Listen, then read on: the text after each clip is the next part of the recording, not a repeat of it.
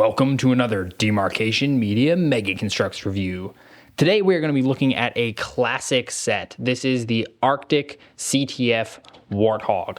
I've actually had this for a while. It's just been dismantled in my bin of other dismantled sets, and I almost sold it multiple times, and I just never got around to it because it was packed away. And now that I have moved and I have a new studio set up, I dug it out.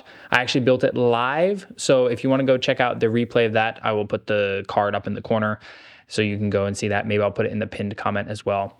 And today we are going to be finally reviewing it. So before we jump into the set itself, let's go ahead and take a look at the instructions. So this is essentially what the box looks like as well. I do have the box somewhere. I think it's a little beat up. And to be totally honest, I just didn't feel like digging the box back out for this review because the instructions show pretty much everything you need to see. We've got the Warthog itself with all this nice flying snow. For some reason, the Sentinel beam is shooting like a UNSC weapon, which is a little weird. We've got our Rogue stealing the flag over here, and then presumably these guys are wiping out the enemy team. Where on the back, we get to see one of our Spartans with the Sentinel beam, and I think this might be one of the very few sets that actually included this Sentinel beam. I think that this was the last set to include it as well. Let's see, do they have... Oh, yeah. So this is the art that you would see on the back of the box. You get to see all the weapons. You get to see the names of the Spartans down there, or not really the names of the armors. So we have the Mark VI Gen 1, Spartan Rogue, and Spartan Recon. And of course, it's got all the original, like, orange, or I guess it's not really original. It's the Mega Construx era orange, which kind of miss. I liked the orange. The set includes 3 figures, as we just saw, and here is the Spartan Recon. It's a great armor. I absolutely love it. It is a little odd that he uses the like Halo 4 Chief legs, but I honestly really like it, so I wouldn't want them to change it. It's just a little odd. And when I first started collecting Mega, I got the Base Crashers set, which is the counterpart to this set. I think I did a review for it. If I did, I'll pop the card up in the corner. But this guy was the most different out of all of them. He had the different shoulders, the different chest plate, the different legs. So he was always the coolest to me. Mine is a little odd because the like groin armor right there is not quite the size that it should be. It's a little bit melted down and weird. That is definitely a QC error, but I've just left it because, you know, it still works and it doesn't look that weird. I don't know. It just didn't feel worth the effort to get another piece for. Helmet looks great. Of course, Recon just looks great in general, but the print and stuff on there, it looks fantastic as well. And then he's got an SMG, and this is the old, kind of clunky looking SMG. You cannot put a muzzle flare on it because that barrel is way too small. But honestly, even though it doesn't have as much detail as the newer ones, I still kind of like it. I don't know, it has a very classic feel, and I think it still works pretty darn well. The next guy up on our list is that Mark VI, or the Red Master Chief, because that's basically who this is. It's literally just the figure that they use for Chief, but recolored in red. And if I see somebody in the comments saying this is somebody from Red versus Blue, I will just comment angry faces, because I'm pretty darn sure Mega was not referencing Red versus Blue at all with this, even though he's a red Spartan. Just saying.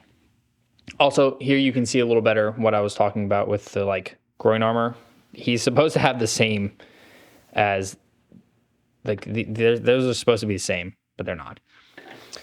Overall, I really like this figure. Yes, Mega for some reason constantly is just making this armor loadout inaccurate, but at this point it has become kind of iconically inaccurate.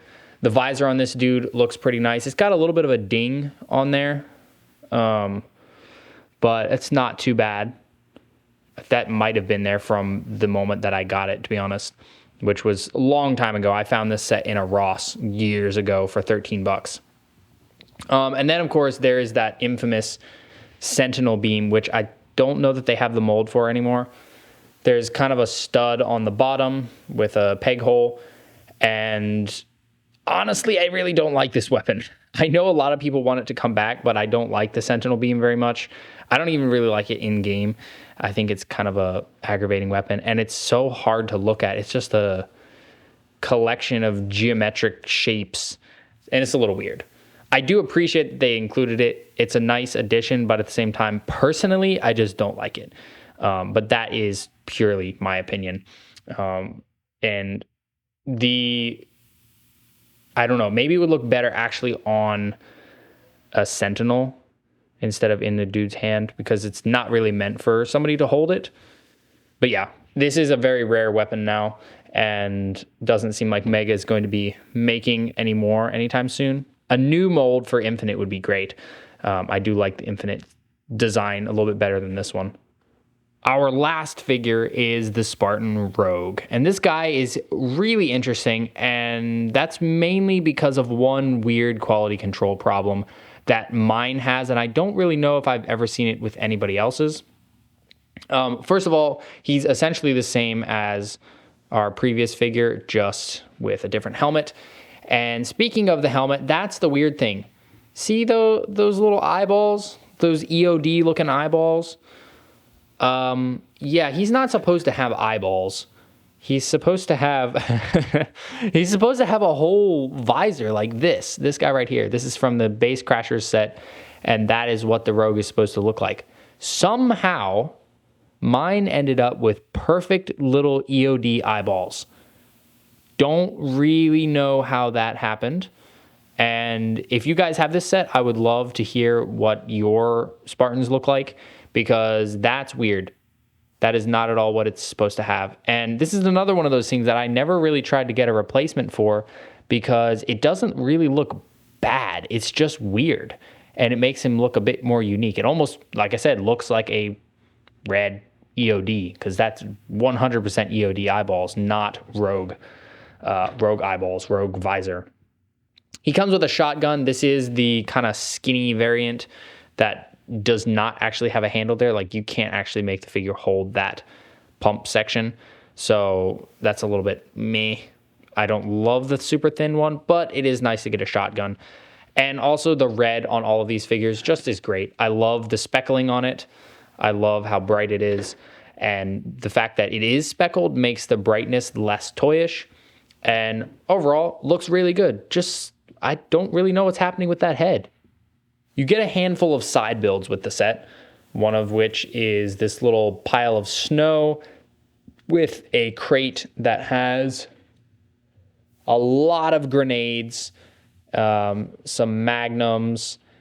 Yeah, that's a lot of grenades. You get 4 of the normal grenades. It looks like I might have actually gotten a wrong color in there. And then 3 of the plasmas. These are the purple plasmas, not the blue ones.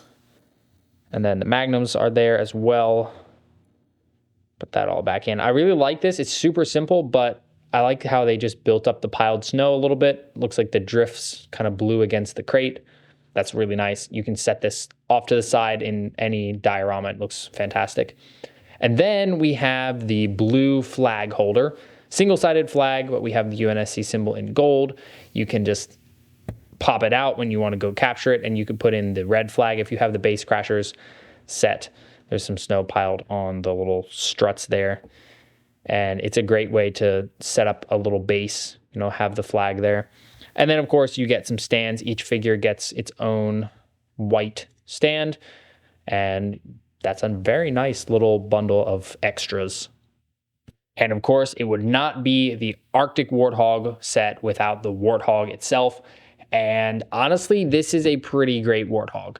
When I first got it, this was literally my first Warthog that I ever got from Mega. And I was a little bummed that this was the only one they had at the time, because it's not a one-size-fits-all Warthog. If you get a green Warthog, you can take it anywhere. You could put it in the snow, you could put it in the desert, you could put it in the forest, and it looks great. This is very specifically snow.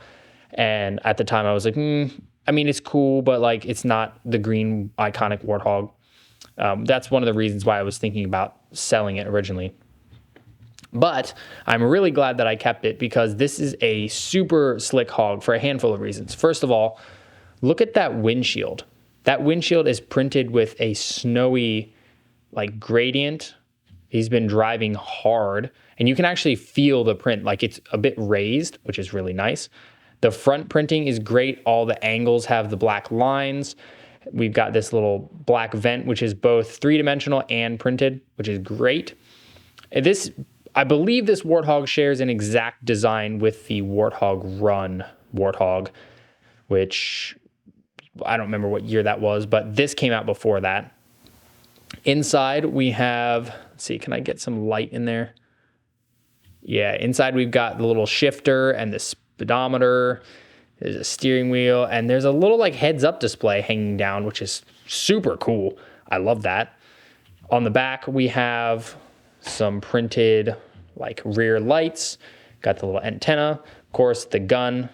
It's a little sticky as these turntables tend to be. If there's any bit of like nubs of plastic in there, it tends to stick. This is also the older design of the like stand, so it can twist all over the place and it can get a little frustrating. We do have clips on either side. We've got a Magnum on this side.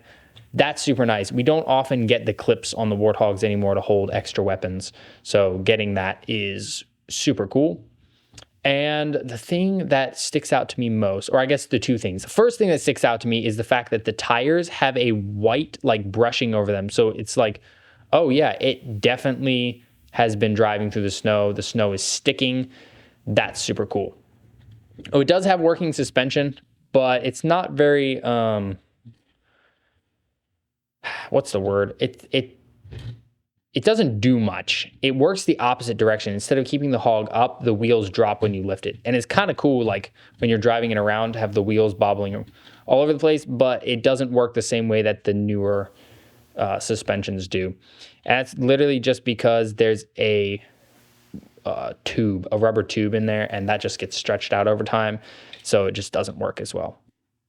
But the thing that I love about this hog is that it has the working winch. You've got a full spool of thread on there. You can take it out this far, and then you can just crank it back up when you're done, which for some reason Mega has gotten away from doing this. I understand that working with this string is a bit of a pain because either you tie the knot for your customers, which a lot of, whoops, I accidentally just pulled it off. This will make it easier anyway. A lot of people have trouble with that. It's when you first get the string, oh my gosh, it's difficult to get in there.